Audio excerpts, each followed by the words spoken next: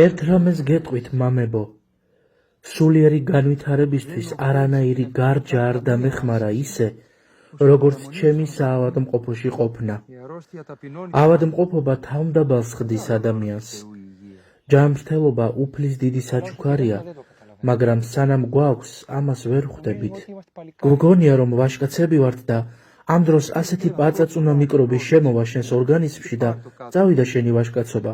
ასე არაა, მამა გერასიმე? რადგან თქვენ ამბობთ, გერონდა ასე იქნება. არა, მე შენ გეკითხები სამედიცინო რომ გაქვს დამთავრებული. ეკონომიკური ფაკულტეტი დავამთავრე, მამაო, ბანკში მუშაობდი.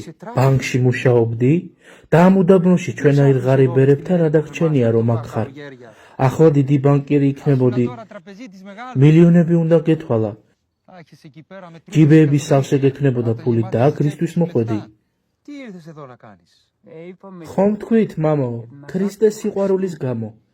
ქრისტეს სიყვარულის გამო. დაოცვილი იყავი. ახლა აღარაფერი მაქვს რომ გადავყარო. უნდა წამოგეღო ცოტა დანაჩანგალი.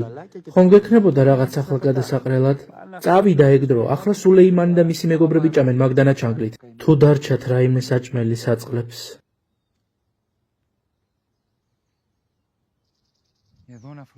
იზრუნე რომ რაც სულს გიმძიმებს ის მოიშორო. აქ მონასტერში ესაა ჩვენი საქმე, მამებო. ის ზედმეტი რაც ჩვენს სულს ამძიმებს და აზიანებს უნდა მოვიშოროთ. სული უნდა გავათავისუფლოთ ჩვენი ვნებებისგან და უნდა გავაშალაშინოთ. მიხვდით? ასე რომ დროს ნუ დავკარგავთ. უკან დავუბრუნდეთ ჩვენ საქმეებს. მე წავალ მამა ტიხუნთა ლოცვა-კურთხევის ასაღებად.